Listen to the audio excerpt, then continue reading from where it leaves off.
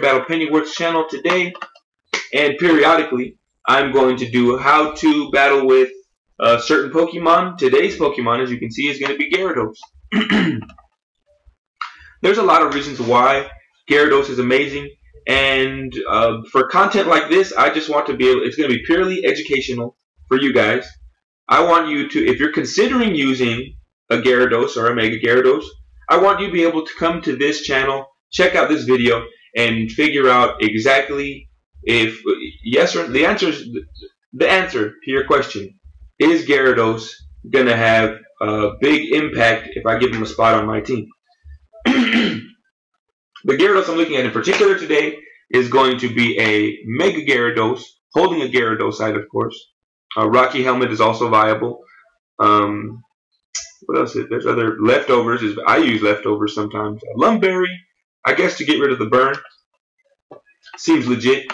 I want to look at Gyarados' moves first, though. However, I want to warn you guys. Gyarados is usually shut down almost every time. Shut down by Rotom Wash, who is right here in 10th place in Pokemon, who beat the crap out of Gyarados. Rotom, not only does it resist Gyarados' stabs, it also resists one of his staple moves, which is Ice Fang, and it's also immune to his other staple move, which is Earthquake. With Levitate, Rotom gets past Gyarados almost every time. But there is still hope if Gyarados does get the chance to Mega Evolve and use his Gyarados-ite. He gains the ability Mold Breaker, excuse me. Mold Breaker ignores the abilities of opposing Pokemon that would affect their Pokemon's attack. So instead of getting Levitate on this Gyarados' Earthquake, this Gyarados' Earthquake is going to go through unhindered and beat the shit out of it and be super effective against this Rotom, regardless of its Levitate. It's going to one-hit KO because Rotom is Electric type, and Levitate just isn't going to be there to help him. So you can see how Gyarados-ite really helps this Gyarados come through and get you some vital KOs. And the surprise factor is also important. Let's look at some of the Pokemon that Gyarados is going to be facing up against. His matchup with Garchomp is very simple. You come in on a Garchomp, you intimidate it. If you just revenge killed a Ferrothorn, you killed it with your Heatran, okay? Your opponent's obvious answer to that would be to bring in his Garchomp to revenge kill you. With an Earthquake, of course, because Heatran is so weak to Earthquake. What you proceed to do is, instead of letting your Heatran die, you switch into your Gyarados. It uses Intimidate. It drops Garchomp's attack by one stage, making its hits more friendly. You avoid the Earthquake with Gyarados. Most of these Garchomps have a Choice Scarf or a Choice Band or something like that, Focus Sash. If they have a Choice item, they're going to be stuck in Earthquake, and you're likely going to force a switch, which gets you a free Dragon Dance or a free attack in it. Or if it's their last Pokemon and they're stuck in a Choice item, you are guaranteed to win the match. Just don't Mega Evolve your Gyarados, and you're going to be immune to its Earthquake every single time, and you're going to win the match, guys. If Gyarados is going up against a Raikou in 3rd place on the ladder, you can see that you have Earthquake, and if you're at +1, if they're coming in trying to revenge kill you, you're already at +1. You're going to one-hit KO this Raikou and be faster thanks to Dragon Dance. One Earthquake is going to send Raikou home packing.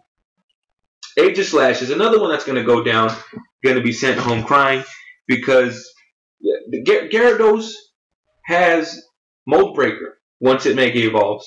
You also have access to Crunch, which is actually outclassed. In my opinion, it's outclassed by Earthquake. But Crunch is a very important go-to move if you want to get rid of Cresselia, other ghost types like Gengar, Aegislash. But regardless, you do have Earthquake, which also gets you past King Shield, because King Shield won't give you an attack drop on the Earthquake, thank God. And not only that, but it's super effective against like Raikou, Mega Gengar, Aegislash, super effective against Blaziken and Heatran. So it's a great move to go to, and you're going to one-hit KO Aegislash every time. And the only answer Aegislash will have is to do, I don't know if it gets Bullet Punch or if it gets Shadow Sneak, but if you're a Mega Gyarados, you resist both of those, and Aegislash doesn't have a ton of attack anyway with those priority moves. So you're going to survive that guaranteed off of a 109 base defense or 139 base special defense. Aegislash is going to get his ass kicked every single time, no matter what. Gengar is going to be easy to take care of because once you do a Dragon Dance or you Mega Evolve, you can one-hit KO this Gengar easily unless it's holding a Focus Sash. The worst thing that could happen is that you can get burned. Burns will cripple this Gyarados, but KOing a Pokemon or two, or KOing one and crippling another, is definitely worth it. If you're afraid of status moves, give your Gyarados the move. It's not on here. Let's look at the moves. I would give it a substitute. There you go. It's number 7, 24.9% on usage online. Substitute is going to make you get past those prankster, what's that thing called? Prankster Thunderous. So you can get past his Thunder Wave. Amazing. Keeping your speed and letting you eat up a hit and one-hit KO them in return if you're already at +1. It's a beautiful thing. Also, having that cushion of substitute lets you attack, eat up an attack, and in theory you can break a sash that way because now you can take an attack and then break a sash and then kill them next turn if they don't have a priority move. It's pretty easy, and Gyarados resists all priority moves except for Mach Punch. Mach Punch would hurt you once you Mega Evolve, so be mindful of Conkeldurr, Breloom, who is also super effective when you both of his stabs are super effective when you Mega Evolve, but Gyarados is faster and we have access to Ice Fang, so we're not too worried about that.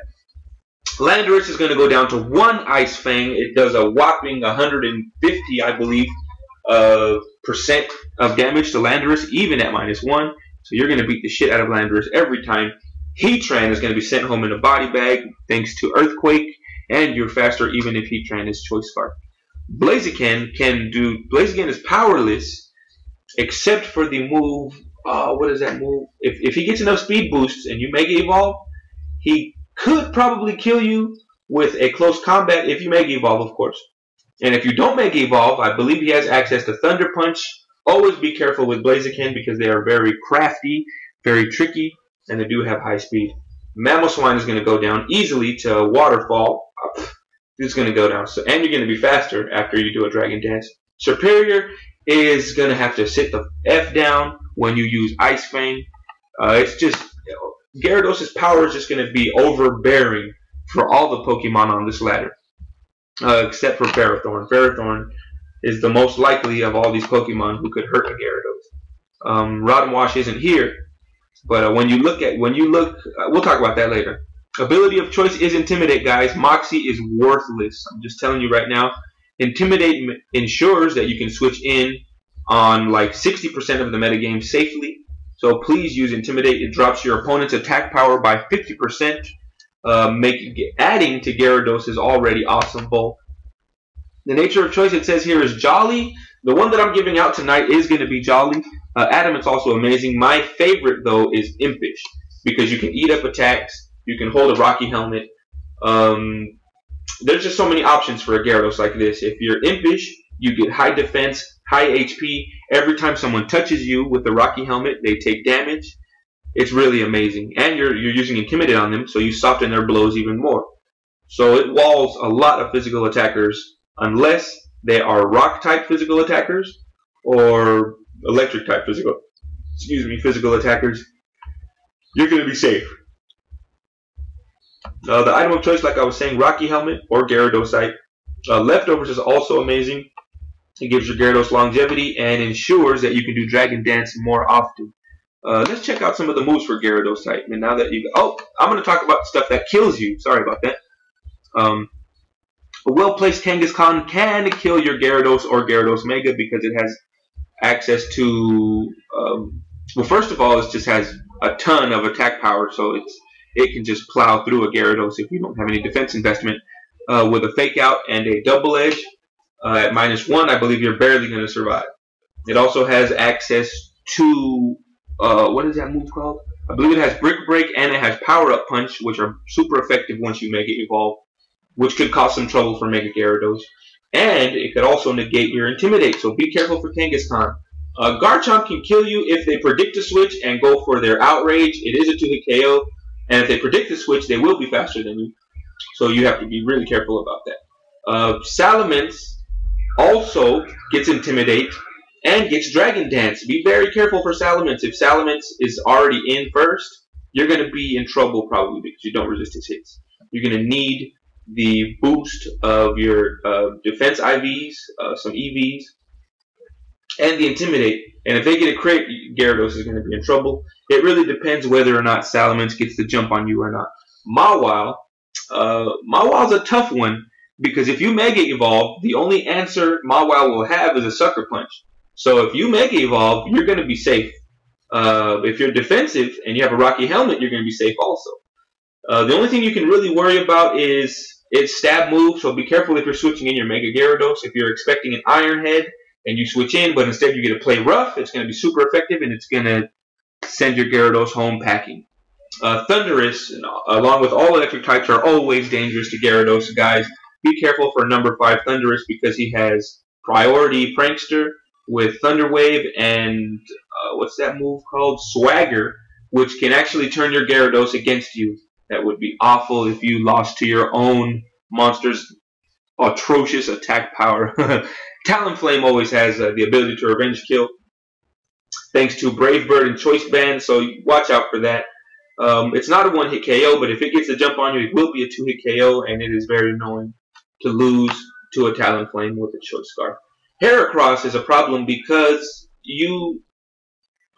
it has access to moves that are super effective against Gyarados.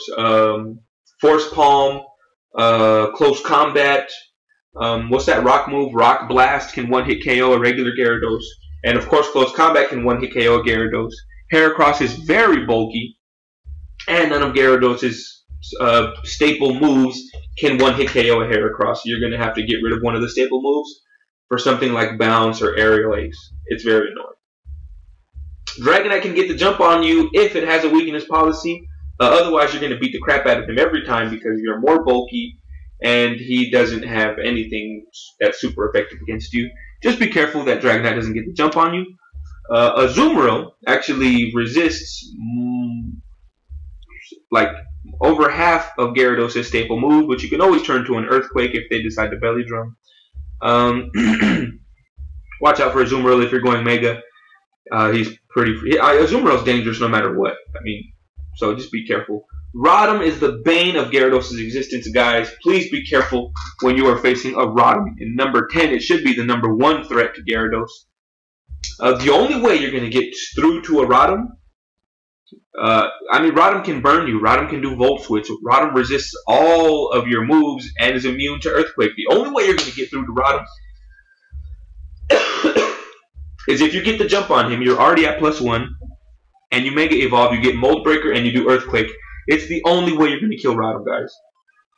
Rotom is going to force you to switch every single time. It resists all your stabs and Ice Fang, and is immune to Earthquake unless you get Mold Breaker. Be very careful, guys. Where are we at? We're at the moves list. Look at the stats here. When Gyarados Mega Evolves, you're going to have, of course, your opponent's going to be at -1, so you're going to have a whopping 109 defense. Gargantuan 130 special defense. The speed stays the same. The special attack goes up by 10.